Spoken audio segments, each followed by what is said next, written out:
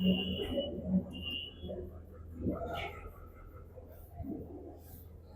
देखिए आर और एस दो व्यक्ति का नाम है कि आर और एस क्रमशः 2 किलोमीटर पर आवर और 4 किलोमीटर पर आवर की चाल से ए से बी तक चलते हैं, जिनके बीच 24 किलोमीटर दूरी है। एस बी पर पहुंचता है और तुरंत वापस लौटता है और सी पर आर से मिलता है। तो आर की स्पीड कम है, इसीलिए वो पीछे ही रह गया था। समझो केस क्या है, ये ए पॉइंट है और यहाँ बी पॉइंट है। पहले दो आदमी हैं आर और एस, एस भी जा रहा है आर भी जा रहा है। स्पीड ज़्यादा है एस का तो एस पहले पहुंच जाएगा और स्पीड कम है आर का 2 किलोमीटर पर आवर के स्पीड से, ये धीरे धीरे पहुंचेगा। तो ये एस गया बी पे और रिटर्न हो गया, ऐसे ऐसे एस आया और बी से रिटर्न हो गया। तब तक पता चला कि जो आर है वो जा ही रहा था और रास्ते में यहाँ मुलाकात हो गया। ऐसे इस पॉइंट पे मिले हैं दोनों, ऐसा ही केस है ना। और ये पॉइंट जो है आपका वो सी पॉइंट है, सी बिंदु पे मिल रहे हैं लोग। तो बता रहा है कि ए और सी, पूछ रहा है कि ए और सी के बीच का दूरी निकालिए। एक इंटरेस्टिंग चीज है इसमें ध्यान से देखिएगा, क्या इसका ये आधा है स्पीड?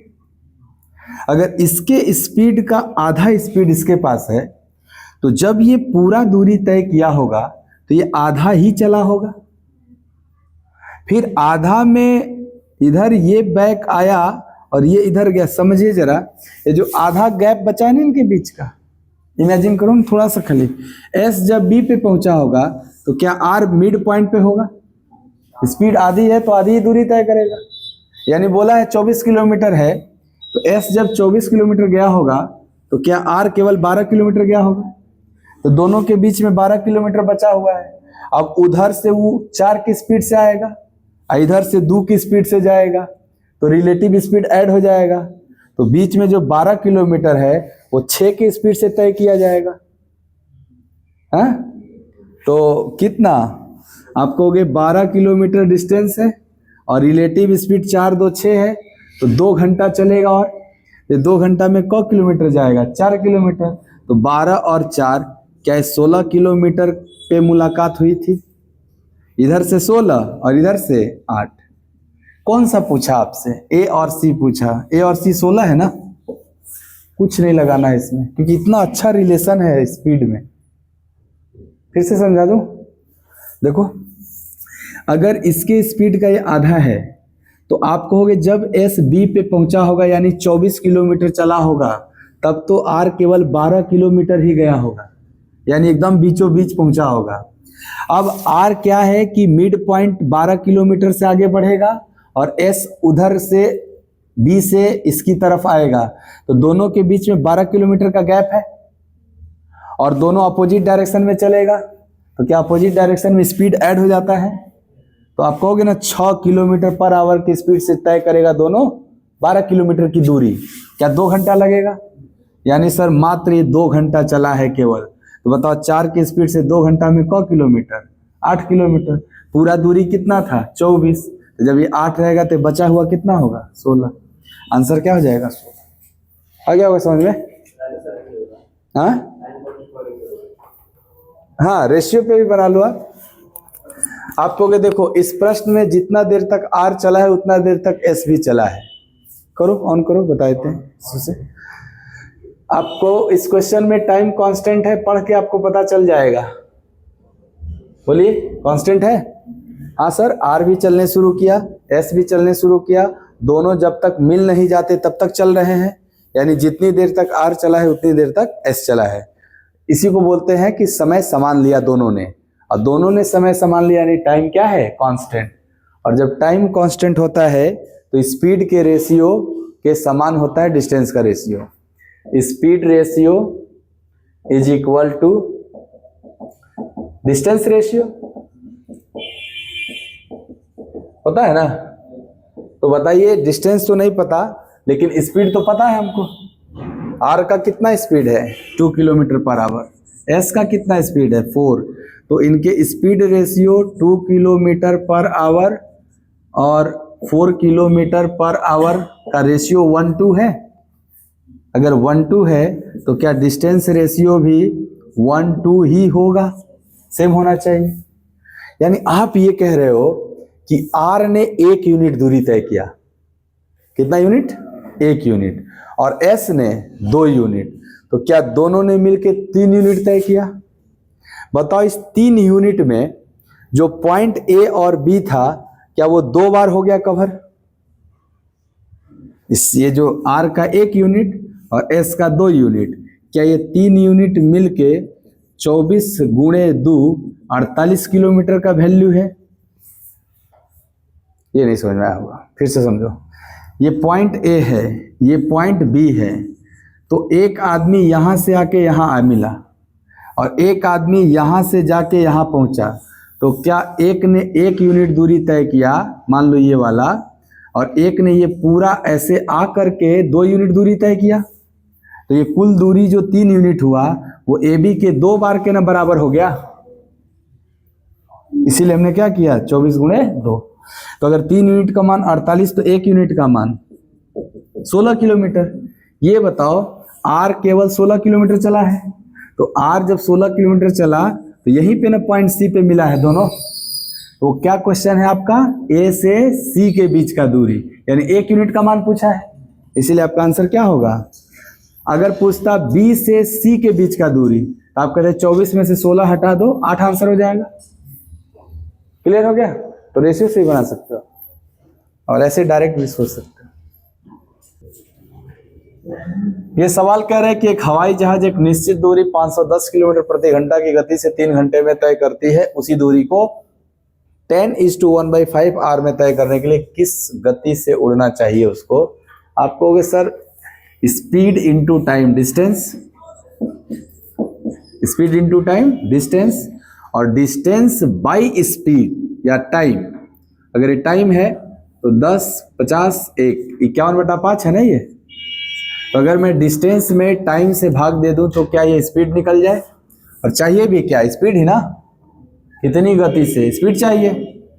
तो पहले स्पीड इंटू टाइम कर लो डिस्टेंस, और डिस्टेंस में टाइम से भाग दे दो, स्पीड आ जाएगा। तो 51 से ये गया और 15 गुणे 10 150 किलोमीटर पर आवर। तो इसमें तरह तरह का सवाल बन सकता है, तो उसको अपनी स्पीड कितना बढ़ाना चाहिए, ऐसा बने तो थोड़ा ठीक रहे। उसको अपनी स्पीड में कितने % का कमी करना चाहिए, समय ज़्यादा लग रहा है तो स्पीड कम होगा, कम है ये ना, पहले 510 था अब 150। चलिए ठीक है, सिंपल सवाल था ये। चलिए इस सवाल को समझते हैं। कह रहा है 900 किलोमीटर की उड़ान के दौरान मौसम खराब होने के कारण एक विमान की गति धीमी हो गई और इसकी औसत गति 300 किलोमीटर प्रति घंटा कम हो गई, तो उड़ान के समय में 30 मिनट की वृद्धि हो गई। सिंपल सी बात है, स्पीड आप कम करिएगा तो आपको समय क्या होगा, ज़्यादा लगेगा। तो बोल रहा है उसका ओरिजिनल टाइम क्या था। ठीक है, ये बताओ कि ओरिजिनल टाइम क्या था, ये आपका है। और आप कहोगे सर स्पीड का अंतर दिया हुआ है, ये क्या है, कम होना मतलब क्या है, स्पीड का अंतर, स्पीड का अंतर है ये, और डिस्टेंस भी है, और क्या ये टाइम का अंतर है, 30 मिनट की वृद्धि होना, 30 मिनट का कमी होना, ये सब अंतर को बताता है। याद करो स्पीड के अंतर और टाइम के अंतर से इस डिस्टेंस का फॉर्मूला हम लोग पढ़े थे स्टार्टिंग में, डिस्टेंस का 2 फॉर्मूला। तो आप कहोगे हाँ, डिस्टेंस बराबर speed 1 into speed 2 by speed 1 minus speed 2 into time 1 minus time 2। यही है स्पीड का अंतर और यही है टाइम का अंतर। डिस्टेंस 900 दिया हुआ है, ओरिजिनल स्पीड नहीं पता, x, ओरिजिनल स्पीड x, और नया वाला स्पीड x माइनस 300, ठीक, और नीचे 300, और यहाँ टाइम का अंतर आपको कि सर 30 मिनट है बट हमें घंटा में चाहिए होता है, तो क्या 30/60 करेंगे घंटा। एक ही वेरिएबल है ना स्पीड, अगर यहाँ से स्पीड निकल जाए तो क्या हम स्पीड की वैल्यू डाल देंगे, क्या निकालना, टाइम, टाइम डिवाइड कर देंगे, टाइम आ जाएगा। चलो पहले स्पीड निकालते हैं ओरिजिनल। ध्यान से देखना, ध्यान से देखना कैलकुलेशन। ये क्या 900 गुणे 600 आएगा, कैलकुलेशन सीखना यहाँ पे। और ये x इंटू एक्स माइनस 300 होगा। 900 और 600 का अंतर कितना है, और इन दोनों नंबर का भी अंतर कितना है। इसका मतलब x का मान 900 हो गया, x का मान 900। x क्या था, स्पीड, तो हमने बोला x का मान 900 किलोमीटर पर आवर है। यानी इस विमान का जो ओरिजिनल चाल है वो 900 किलोमीटर पर आवर है। अगर original speed 900 kilometre per hour और टोटल डिस्टेंस 900 किलोमीटर, तो क्या इसका ओरिजिनल टाइम 1 घंटा। ये स्पीड क्या कहता है, 900 किलोमीटर पर आवर का मीनिंग क्या होता है, 1 घंटे में 900 किलोमीटर, ये नहीं होता है मीनिंग। इसको जाना भी कितना है 900, इसका मतलब 1 घंटा लगेगा। तो ये स्पीड है, हमें टाइम करना था आंसर। तो हम इस स्पीड से अगर डिस्टेंस में भाग दे देंगे तो हमारा टाइम 1 आ जाएगा। तो ये था पुराना वाला सवाल था, ये फॉर्मूला पढ़े थे ना हम लोग, उसी पे था।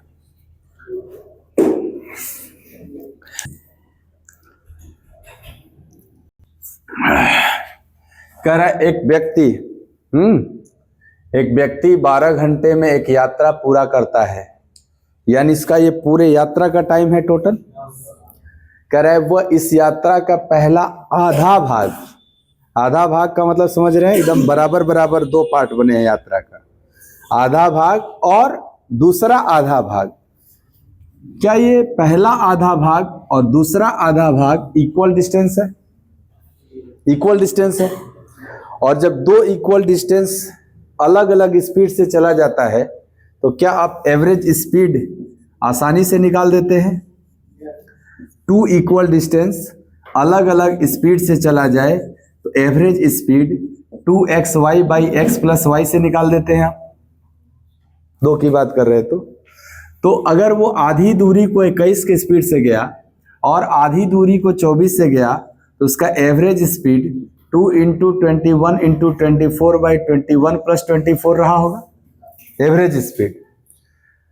और सर कह रहा है क्वेश्चन में कि आप एवरेज स्पीड नहीं, यात्रा का कुल दूरी बताओ। तो ये बताओ, आप एवरेज स्पीड का फॉर्मूला पढ़े हो, ये average speed is equal to total distance by total time, total distance by total time होता है। तो अगर हम एवरेज स्पीड निकाल लिए तो उसमें टोटल टाइम का मल्टीप्लाई करेंगे तो टोटल डिस्टेंस आ जाएगा। तो आप कहोगे टोटल डिस्टेंस हमारा हो जाएगा एवरेज स्पीड, कितना है एवरेज स्पीड, ये जुड़ेगा 45, 45 कटेगा 3 से 15, 3 से 7, 3 से 5, 3 से 8, रहने दो 56 दूनी 112 बटे में 5 एवरेज स्पीड है। और इसमें टोटल टाइम 12 घंटा दिया था, 12 घंटा। अगर ये गुणा कर दे तो हमारा टोटल डिस्टेंस इन किलोमीटर हो जाएगा आपका। बहुत सिंपल है, ध्यान से देखना। 12 दूनी के 24 और 12 एकम 12 और 2 14 और 12 एक 1344 बटा में 5। आप कहते हो किसी संख्या में यदि 5 से भाग देना है उस संख्या को डबल कर दीजिए, तो 1344 का डबल 2688। और सर 5 है तो एक अंक पहले दशमलव भी बैठ जाएगा, तो 268.8 kilometre total distance. Average speed निकाल के तब निकालो, ठीक। पहला औसत चाल बराबर 2s1 s2 s1 plus s2 होगा औसत चाल।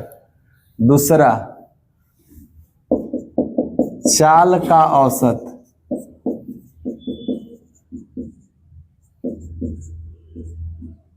बराबर होगा s1 प्लस s2 बाई 2। ये एक बार पूछ लिया था, 2xy by X plus Y लगा रहा है, ऑप्शन ए नहीं मिल रहा है। एसएससी में और क्या कम बतियाई। चाल का औसत मतलब सिंपल एवरेज की तरह, औसत चाल ये डिस्टेंस बाई टाइम वाला।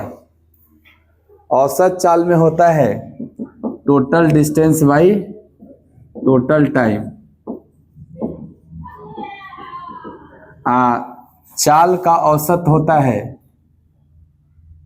टोटल स्पीड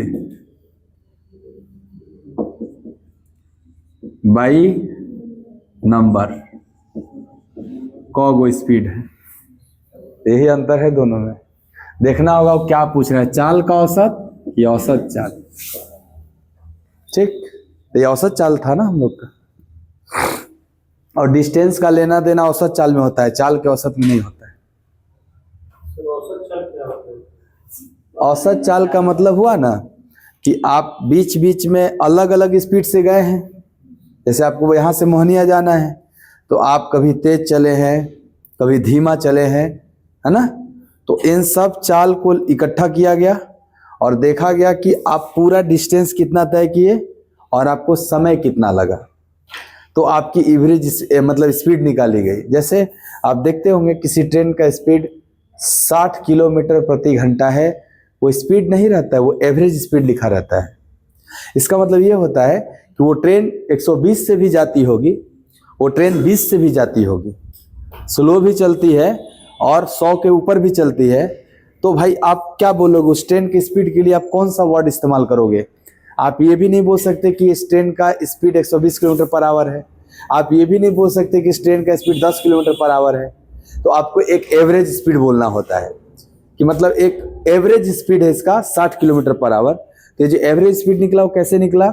ये देखा गया कि सर इसने पूरी जर्नी कितने किलोमीटर का कितने देर में की। तो जैसे पूरा जर्नी 2688 किलोमीटर का है और ये तय किया गया है 12 घंटे में, तो इसका एवरेज स्पीड निकाला गया total distance by total time करके 112/5, ये एवरेज स्पीड निकाला गया। अब इस जर्नी के दौरान तो इसके पास बहुत सारे अलग अलग स्पीड रहे होंगे, कभी 10 की स्पीड से गया होगा, कभी 20 के धीरे, कभी 100 के रफ्तार से गया होगा, कभी 150 के रफ्तार से गया होगा। तो अगर आप उसका ये अलग अलग स्पीड ले करके जोड़ करके और जितना स्पीड लिए हैं उससे डिवाइड करेंगे तो वो आ जाएगा सर इनकी स्पीड का औसत। वो क्या आ जाएगा? स्पीड का औसत। लेकिन अगर आप टोटल डिस्टेंस को अगर टोटल टाइम से डिवाइड करके देखेंगे तो आप तो ये पढ़े ही हो कि डिस्टेंस बाय टाइम तो स्पीड ही आता है। लेकिन अगर हम टोटल डिस्टेंस और टोटल टाइम ले लें तो वो स्पीड नहीं आता है, वो एवरेज स्पीड आ जाता है। तो ये अलग अलग चीज है, दोनों टर्म अलग अलग चीज है। यानी हमें किसी के चाल को ऑन एन एवरेज बताने के लिए ये हम अपने बोल चाल में इस्तेमाल करते हैं एवरेज स्पीड। ऐसा कभी नहीं बोल सकते कि आपके बाइक का स्पीड 80 किलोमीटर पर आवर है। ये बोलने का मतलब हुआ आपकी बाइक 80 के स्पीड में स्टार्ट होती है और 80 में चलते ही रहती है। ऐसा होगा कभी? अस्तित्व ही खत्म हो जाएगा। इसीलिए आप ये वर्ड इस्तेमाल करते हैं कि हमारे बाइक की average speed 80 kilometre per hour है। यानी हम चाहे धीरे चलें और चाहे तेज चलें, सब मिला जुला के हम 80 पे बैलेंस रहते हैं। समझ गए बात को? ये प्रश्न है कि 4 घंटे में 54 किलोमीटर की दूरी तय की जाती है एक व्यक्ति द्वारा। उसने कुछ दूरी 6 किलोमीटर पर आवर की चाल से पैदल चलकर और शेष दूरी 18 किलोमीटर प्रति घंटा की चाल से साइकिल चलाकर तय किया। पैदल क किलोमीटर गया है ये ज्ञात करना है आपको, डिस्टेंस। आपको जब एवरेज पढ़ा रहे थे तब भी और अभी भी बता दे रहे हैं कि आप कभी भी एवरेज स्पीड को एलिगेट करेंगे, एवरेज स्पीड को एलिगेट करेंगे तो किसी न किसी को एलिगेट करते थे तो किसी न किसी का रेशियो आता था। तो यहां जब आप एवरेज स्पीड को एलिगेट करेंगे तो टाइम का रेशियो आएगा। किसका रेशियो आएगा? टाइम का रेशियो आएगा। तो ये बात पहले से ही पता हम लोग को कि अगर हम एवरेज स्पीड को एलिगेट करते हैं तो किसका रेशियो आता है? टाइम का। बताओ पैदल वाला स्पीड क्या है? 6 किलोमीटर पर आवर। साइकिल वाला एवरेज स्पीड क्या है? 18 किलोमीटर पर आवर। और पूरी जर्नी का एवरेज स्पीड क्या होगा? आपको सर एवरेज स्पीड होता है total distance by total time, तो पूरी यात्रा का एवरेज स्पीड 54/4, 54/4, 26/2, 27/2, और क्या 13.5 बोलूं? 13.5 बोल सकता हूं ना एवरेज स्पीड। हमने बोला कि एवरेज स्पीड को एलिगेट करेंगे तो टाइम का रेशियो आएगा, है ना। बताओ, इसका अंतर यहां लिखते हैं और इसका अंतर यहां लिखते हैं। इसका अंतर 4.5, इसका अंतर घटा लो 7.5, इनका रेशियो भी बता दो। आपको 15 से कटने वाला नंबर है 3:5। ये किसका रेशियो आया जी? टाइम का। यानी सर वो जो पैदल चला था उसमें समय लगा 3 यूनिट, और जो साइकिल चलाया था उसमें समय लगा 5 यूनिट। तो क्या पूरा यात्रा का सफर 8 यूनिट का है? 8 यूनिट समय है और रियल में 4 घंटा है ना। तो अगर 8 यूनिट का मान 4 घंटा, तो 3 यूनिट का मान 1.5 घंटा। 3 यूनिट का मान 1.5 घंटा। ये बताओ, साइकिल का स्पीड क्या था? 6 किलोमीटर/आवर, और साइकिल कितना देर तक चलाया? 1.5 घंटा। तो उसने साइकिल द्वारा दूरी कितना चला? सर दूरी होता है स्पीड इंटू टाइम, यानी 6 × 1.5, 9 किलोमीटर साइकिल चलाया था ये। तो ऐसे भी आप निकाल सकते हो, एलिगेशन से, इक्वेशन से भी निकाल सकते हो जी। कैसे कांस्टेंट है डिस्टेंस? साइकिल से अलग डिस्टेंस है, और 54 किलोमीटर अलग अलग चाल से चला गया है ना। मतलब 54 किलोमीटर डायरेक्ट नहीं ना चले हैं आप, 54 किलोमीटर में कुछ दूरी साइकिल चलाए हैं और कुछ दूरी पैदल चले हैं। अगर पैदल और साइकिल वाला दूरी समान रहता तब कहते डिस्टेंस कांस्टेंट है। यहां डिस्टेंस कांस्टेंट नहीं है। हाँ, स्पीड की वजह से अलग अलग डिस्टेंस है। साइकिल वाला डिस्टेंस होगा 18 × 2.5, 18 स्पीड है साइकिल का, और कौ घंटा जा रहे हैं? 2.5 घंटा। तो 18 की स्पीड से 2.5 घंटा में कितना दूरी चलेंगे आप? 45। तो 45 आप साइकिल चला रहे हैं और 9 पैदल, कुल मिला के 54। तो यहाँ डिस्टेंस कांस्टेंट नहीं है।